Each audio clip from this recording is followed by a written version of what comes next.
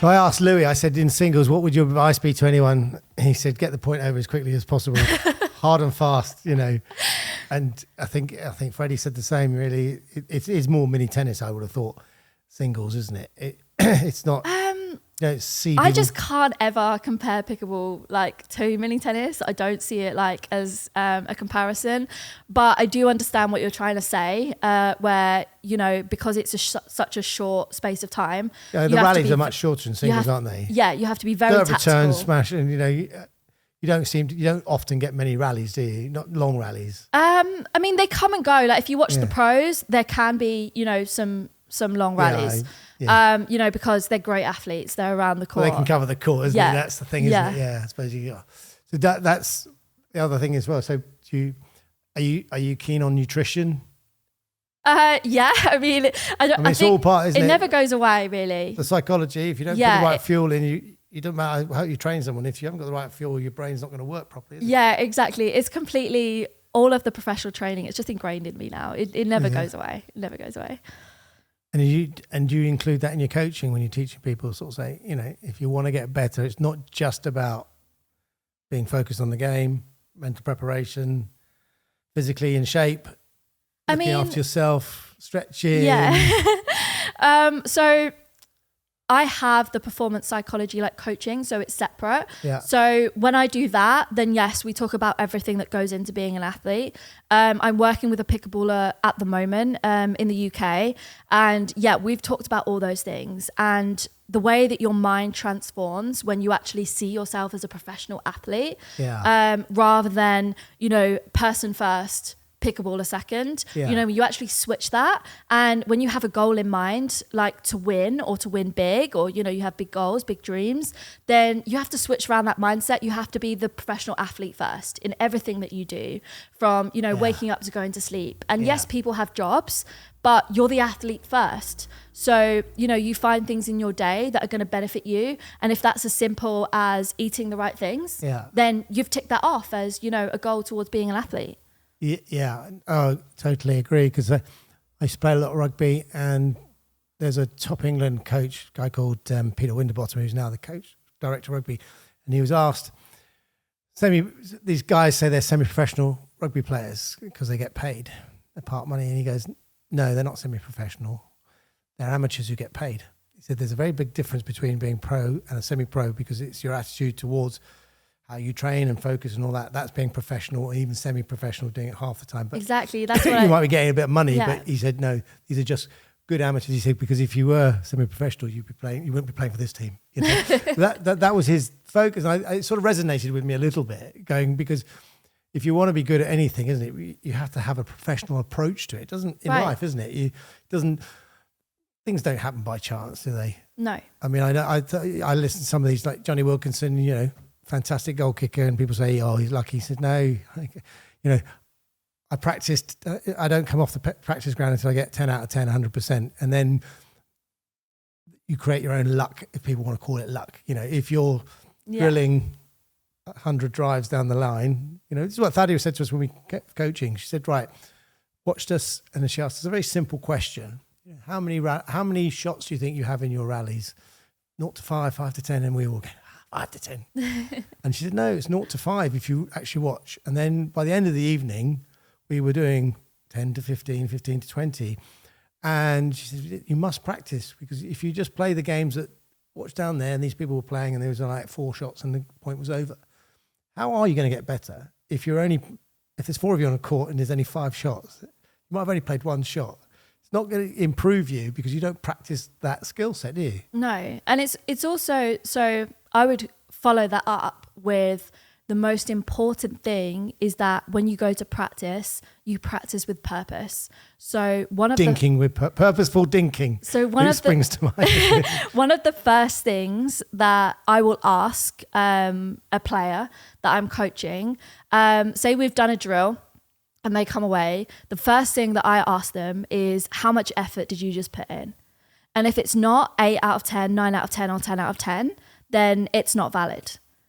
We can get rid of it, put it in the bin. It's not valid because you're not putting your whole self into that practice. Yeah, so how's it going to get any better if you don't? You can't measure your skill level. We can't measure what your ability might have been. Yeah, we can't measure your true ability and where you're at now unless you're putting 100% effort in. So that is the first question that I ask. And when you see pickleballers practice or play, sometimes, you know, when they get annoyed that they've missed a shot, straight away it will be about their technique or, you know, the shot choice or where they are on the court, or really bad, their partner's fault, right? Yeah. But I would love to see them ask themselves, how much effort did I really just put into making that ball in the court? Yeah. And if it's not 8 or 9 or 10 out of 10, okay, then that's what you need to correct first. That's what you look at first. Every poor shot I make, I now have to challenge myself and say, could I have put a bit more effort in? Yes, because... But it's funny you say that, because even last night, we're just, you know, rec play and you go, oh, it's a bit slow to that one. And actually, I only made a 5 out of 10 effort to get to the ball. One before, I made 8 out of 10 and I got it. And it is actually as simple as that. You know, it's like getting a bit tired, so you can't. And someone said, oh, you know, I know what I did wrong. I was slow and I didn't put the effort in.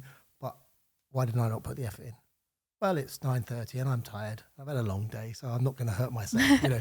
But in a competitive environment, now you do need to be prepared. Is it fail to prepare to fail? Yeah, pretty much. Poor performance. Piss poor planning prevents piss poor performance. Pre-planning prevents piss poor performance. The 7 Ps, isn't it? Yeah. All of those things. Yeah. See, the thing is like, you can go and have fun. You know, if people are playing for fun, you go and have fun. You have a great time. If you're here for social reasons, you have a lovely social time. But if you say to me, you know, I wanted to win that point, or I want to win medals, I want to do the best I can.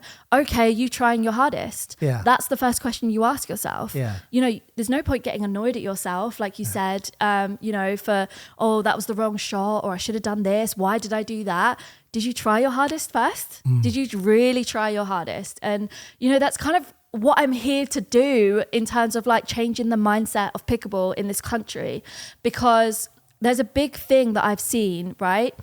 And my mindset is, if we want the sport to be seen as a professional sport, we have to treat it like one, which is why I opened the Performance Academy. You know, no matter whether you're a beginner or, you know, you are already playing in the English Open, I will coach you. And, you know, a lot of my players are there for social reasons. They are there to have fun, you know, and they take the coaching as it comes and they take it on and they're going to get better, but they don't necessarily want to play, you know, in the Open or whatever. That's fine. But the players that do, and the players that want to go all the way, I don't put limits on them. And, you know, that's always the first question that I ask.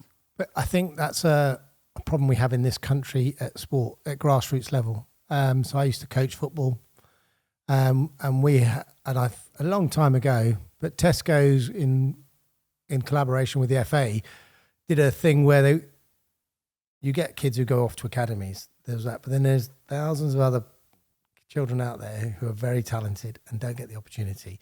And they came to all our clubs and asked us as coaches and managers to identify in your team who you think are your elite players. And the philosophy was that they went back to the idea of why were we so good at football, or Brazil or whatever, because they played street football. Kids just went out, kicked the ball. They weren't restricted. And that was the philosophy behind it. But then it was like, please identify who you think your elite players are, because what we have a habit of doing in this country is elevating people who are below average and try and bringing them up, and then people are above, you bring them down, because you sort of have a bar. And what happens is, when you're up here, you should be trying to push them up, and the people here should be trying to be pushed up, and those like that. And even at work, sometimes you get guys who are managers or trying to do some job below them, or where, no, let that person below do it. You should be trying to do the job above you, and actually you keep pushing up the boundaries there. Yeah. And I think we have a habit of doing that in this country. But we seem to have this problem in the clubs now, because pickleball is great for lots of reasons. I could go on forever. Yeah. But once you become successful, you can be a victim of your own successes and stuff. As a club, we have got a lovely club, 70, 80 people, waiting list of 60 or 70, don't have facility, don't have opportunity to bring all those people in. Some people don't want to be competitive. Yeah. You know, some people want to just have a social aspect. And so it's getting that balance, and then you're running in like a beginner's session, and an intermediate session, an advanced session, and an elite advanced session, because everyone should be given the opportunity to play at their level or above their level if they want to get better, if they want, because you only ever get better by playing against better people, get good coaching. Yeah.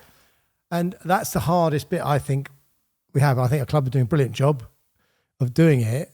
But again, it's very much like none of us have a home.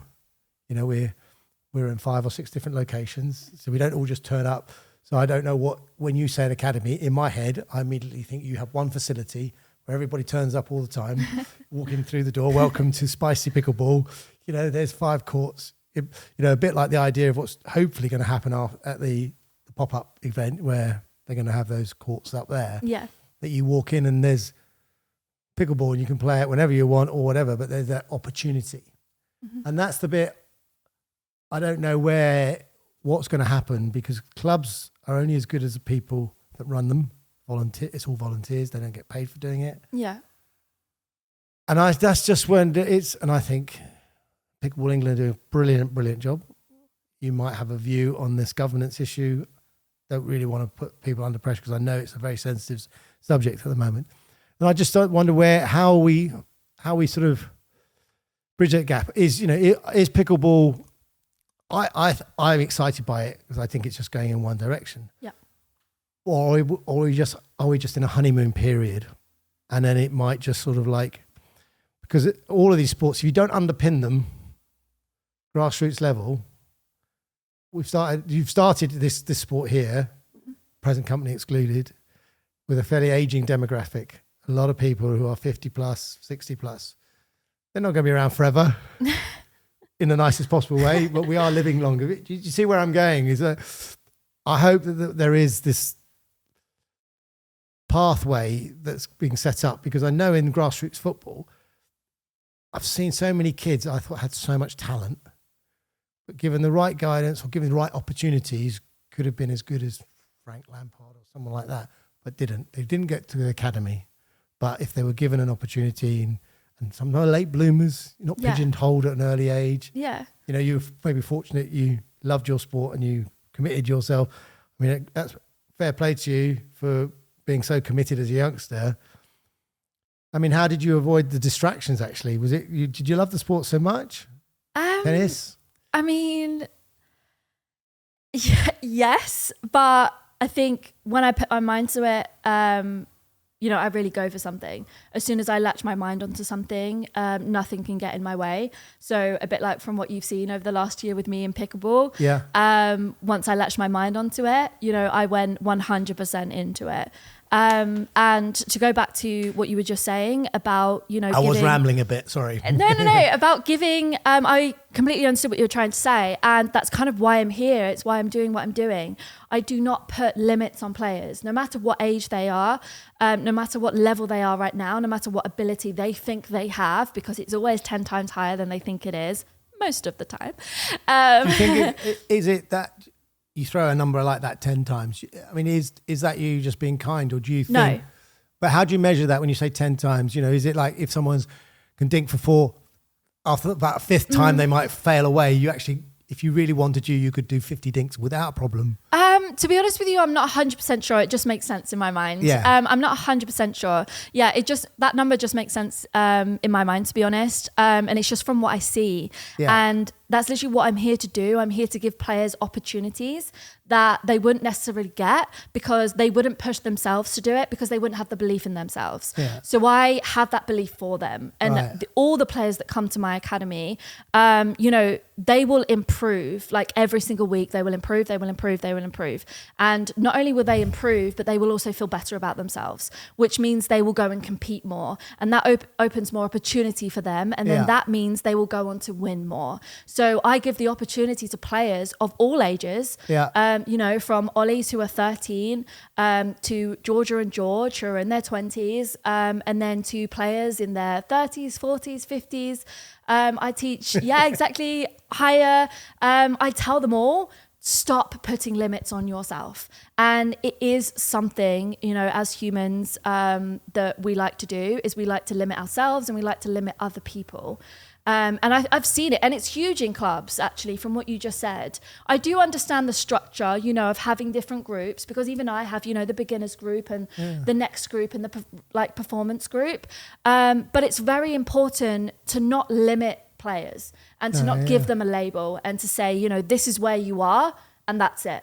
You know, you have to allow them to improve. You have to let them have a go, and you have to encourage them, you know, to, like you said, play with the better players, you know, encourage them to compete if that's what they want to do.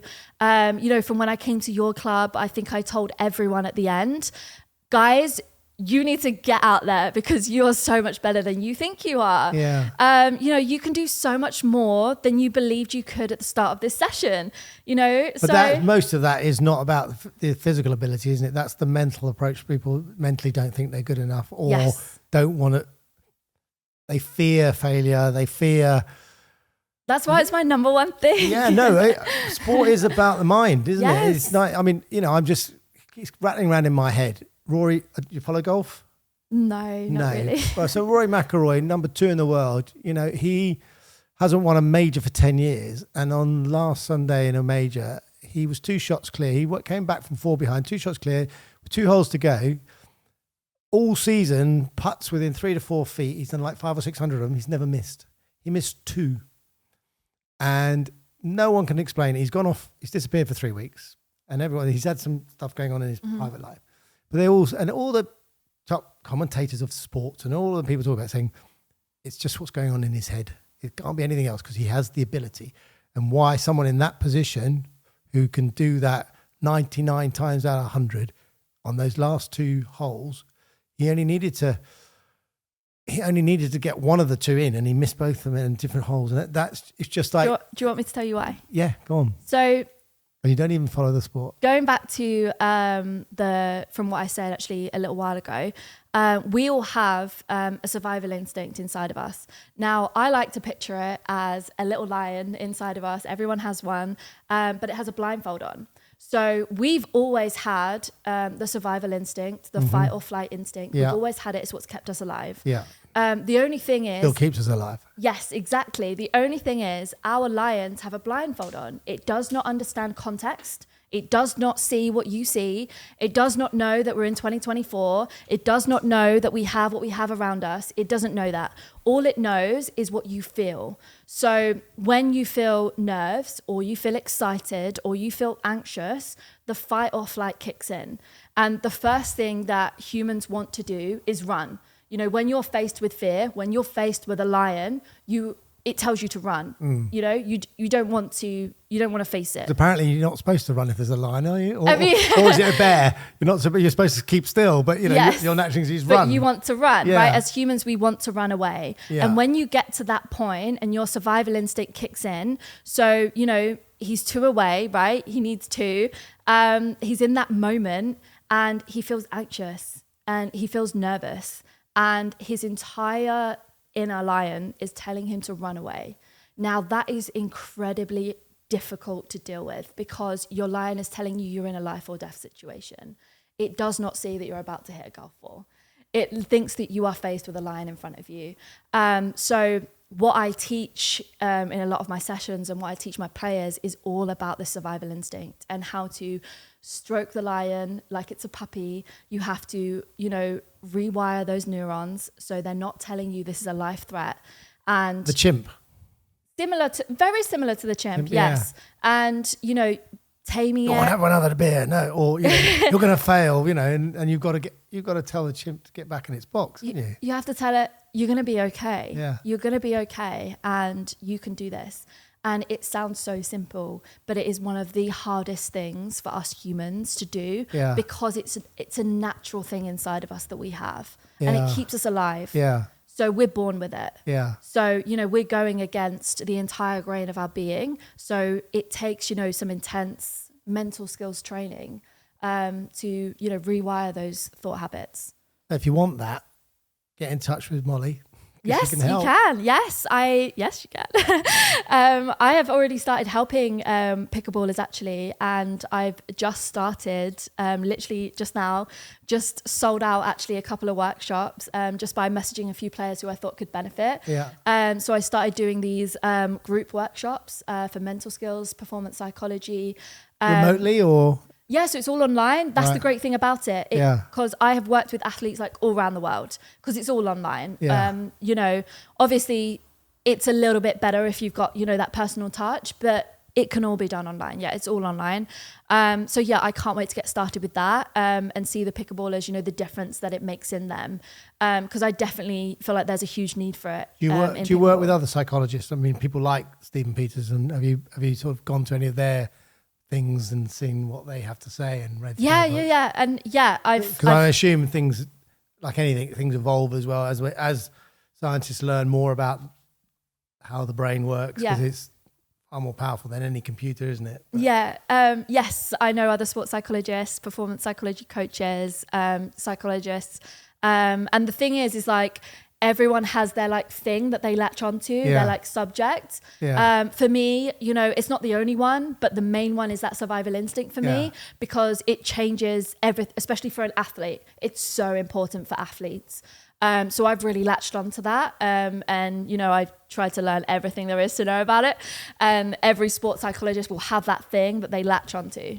But so if you're playing, say it's your livelihood now, you're playing, to win is money. Yeah. And that's your livelihood, because it doesn't, you don't win and you don't win the purse, mortgage doesn't get paid, and then you've got people banging on your doors, and then you've got other psychological issues that you've got to deal with. Yes.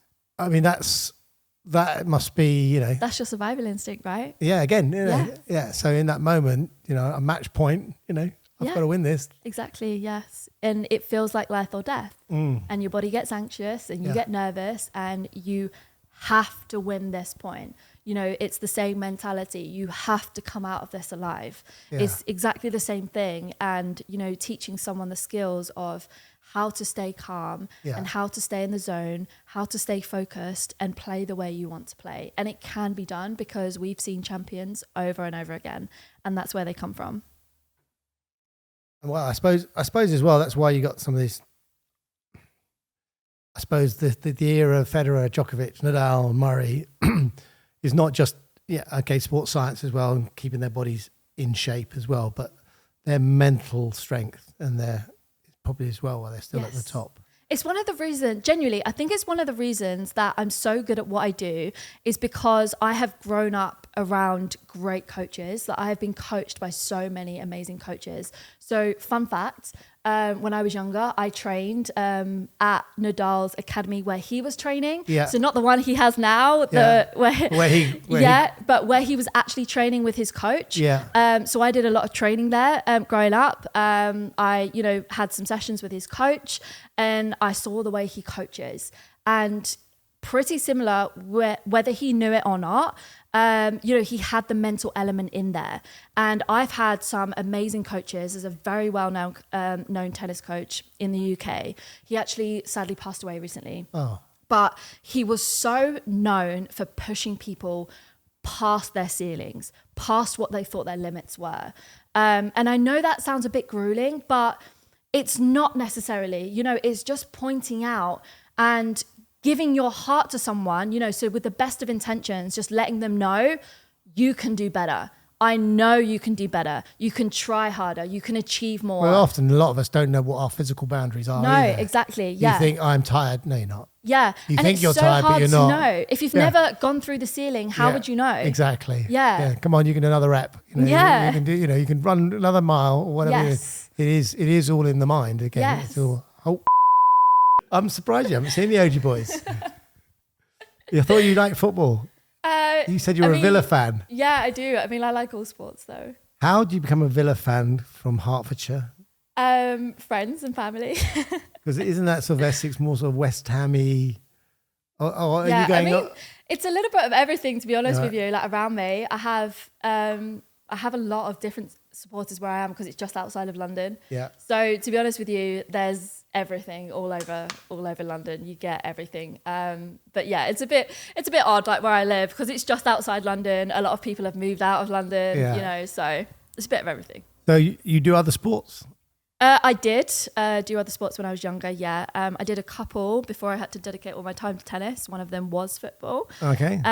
which I loved. But yeah, I did actually end up dedicating all my time to tennis because I couldn't afford, injuries outside of that. So, No, if you're going that pathway. yeah. So you must be like the Lionesses now and where they've got to. Oh, yeah. Because you're a very strong advocate. Femme Pickleball. Yes, 100%. But what was the reasoning for that? And being sort of not political or topical, having just a women-only event, and tell me why you did it. And I've heard some men, why can't we just have a men-only event? And I was thinking, well, you can, I suppose, if you want to. Why are we being excluded? But I assume, or I don't know, why your reasoning wasn't because you didn't like men. It was an opportunity for women. Yeah. Just because I think we need more women in this sport. I mean, that's so funny to me. I mean, I coach everyone, right? I coach men, women, boys, girls. I coach everyone.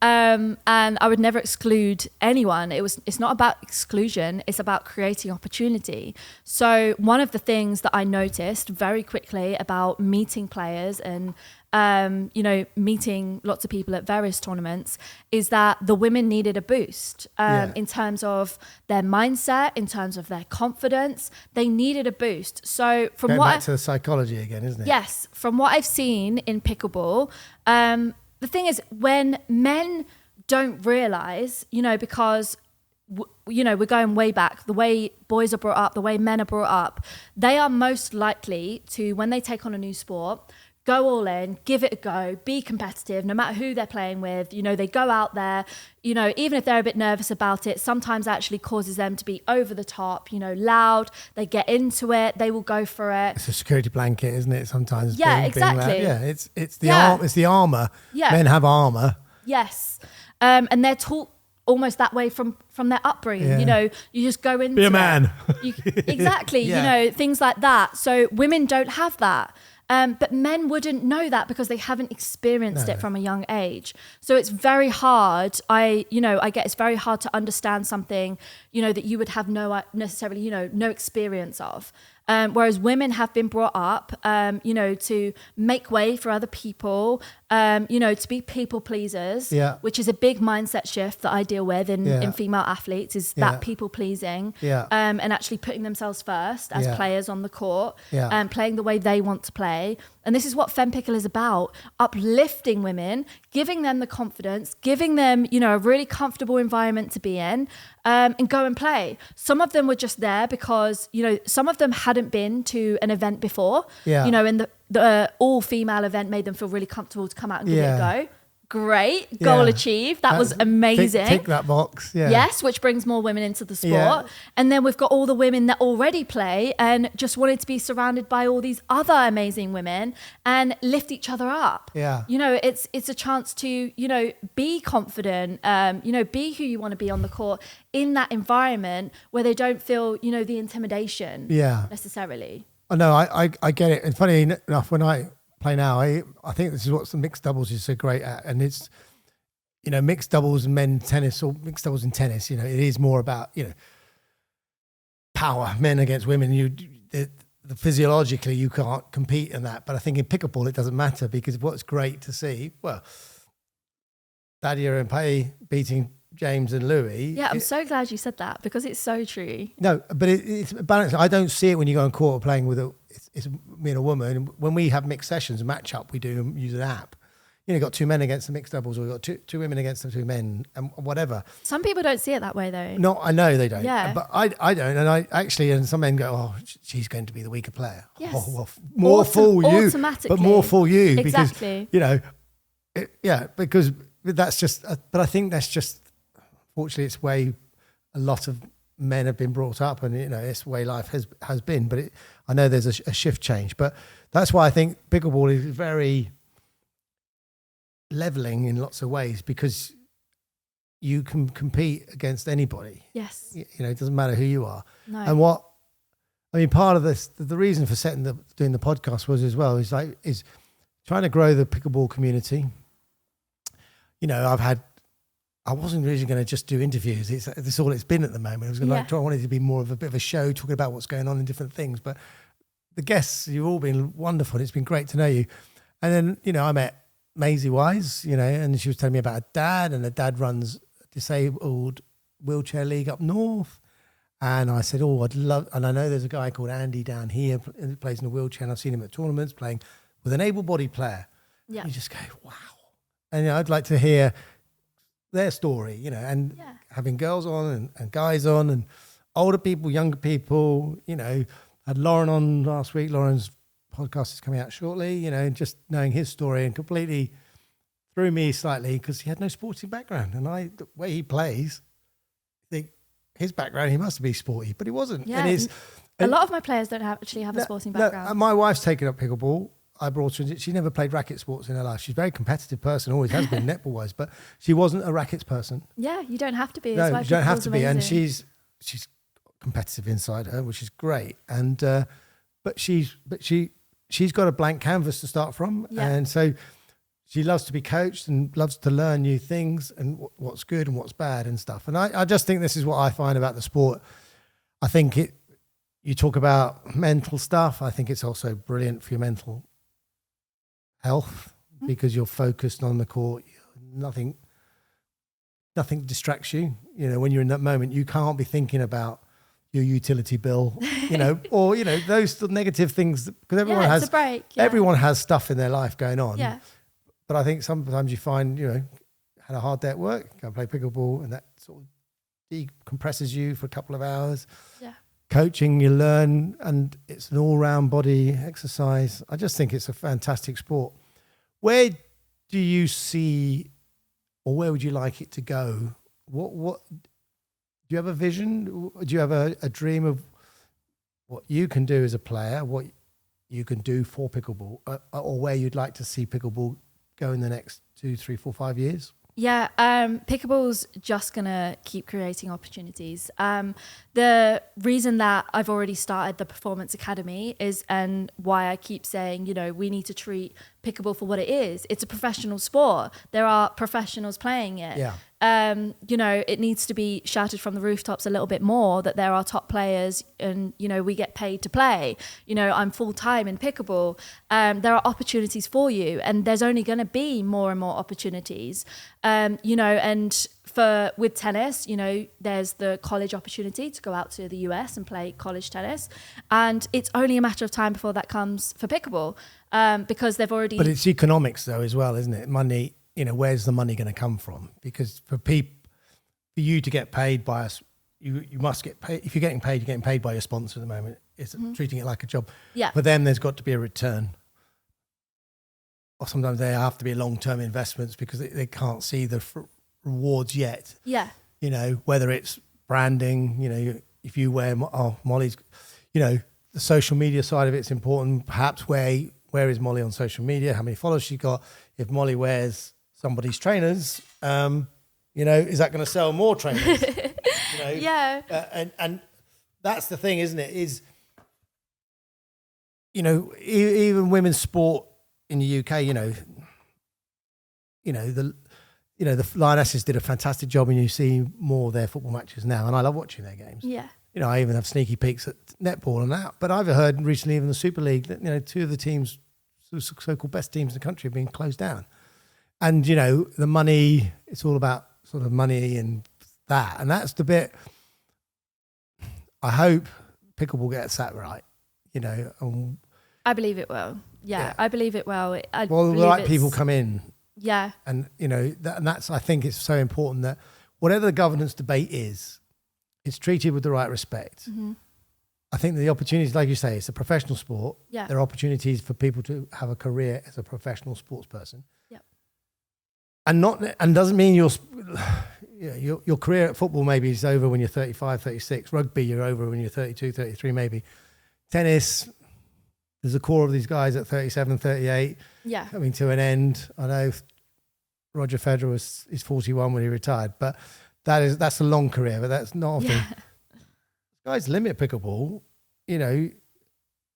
because of the way it's set up as well. I mean, the age categories, but exactly, you could be, I know there are other sports like I think snooker as well. They have masters. You got, if you're over a certain age, they have their own tournaments, and I think that's what the great thing about what I think the PPL have done this year is actually have that masters now. Yes. Unfortunately, I missed the draft. Didn't get in. But I put my name forward. But anyway, next year? I'll keep pushing.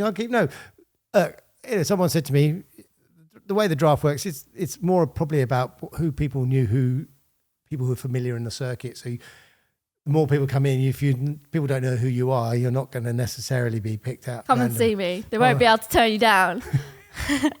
I'll coach you. Thank you. No, but part of me as getting older is I still feel I always wanted to be a professional sportsperson, but life didn't allow that to happen.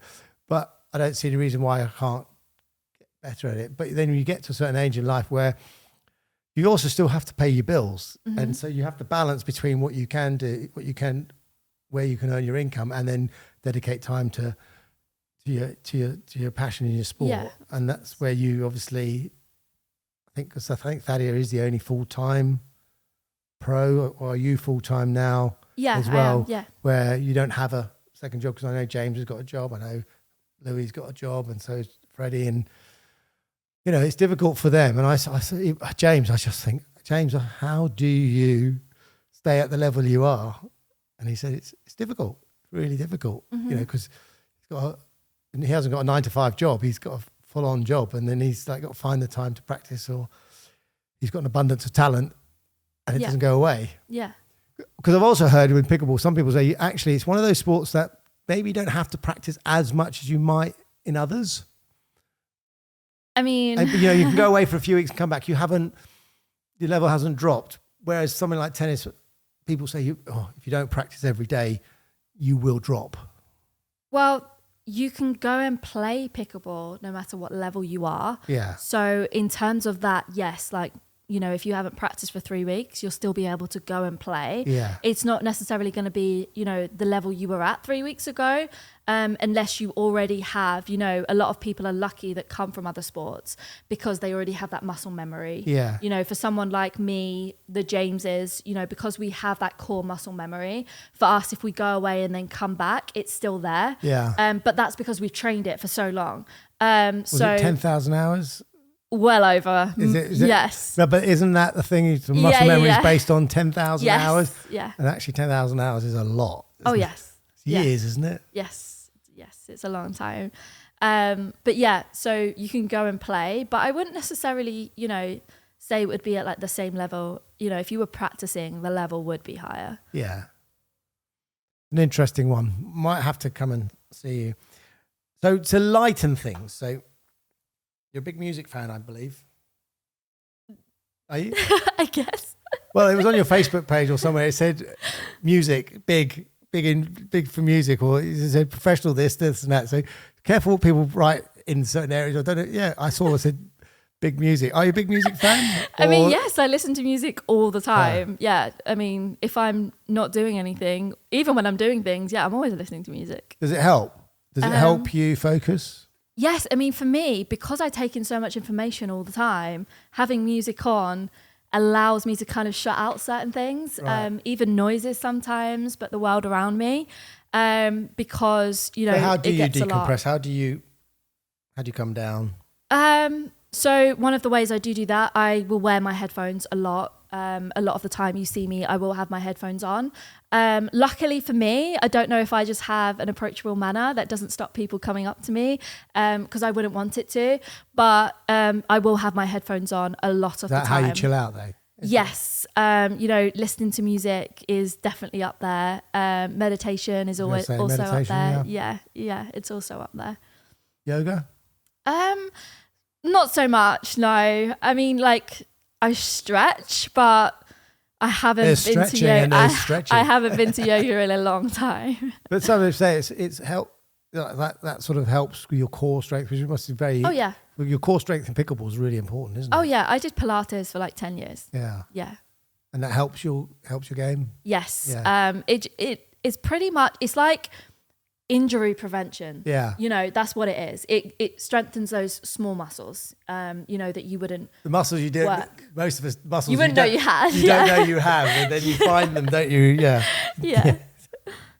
So, have you had any funny moments in your pickleball career to date? Funny moments? Yeah, things that sort of stick in your mind. Because apparently Louis always gets hit by a ball, I was told. Everyone finds that quite amusing. It doesn't matter wherever Louis goes, he always seems to get hit. Yeah. Even if he's watching. He's always doing that speed work. Yeah. The paddle just ain't fast enough, apparently. Fast hands, Louis. He has got very quick hands. Yes, no, he has. No, I don't really know, to be honest. Not in that sense. Memories so far, highlights that, you know? I think some of my highlights would be at nationals, to be honest with you. You know, where I've hit some of my really big shots, some of my, you know, wild shots, and they've come off.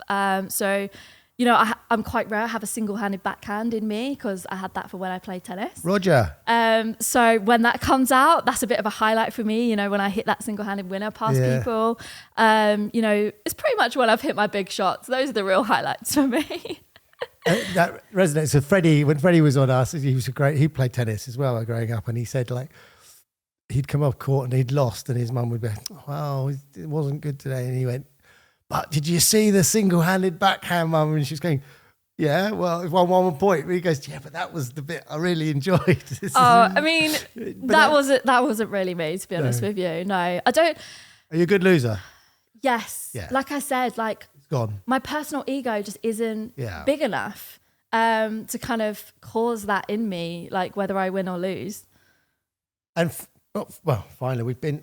It's 6 o'clock. I don't know what time you got to be off. Heroes, mentors, have you had any? Got any? Growing up? I mean, yes, like so many. Name a few. Oh, that's so tough, to be honest with you. Okay, one that people, you know, like a unique one, I would say, that as a tennis player that I looked at, she was called Marion Bartoli. Mm-hmm. And growing up, I looked at her and I was just in complete awe of her because she Italian? Was... I'm not 100% sure, actually. But she was so unique. She went against the grain. She didn't have coaching growing up. It was her and her dad the whole way through. She did what she wanted to do. She did what she believed in.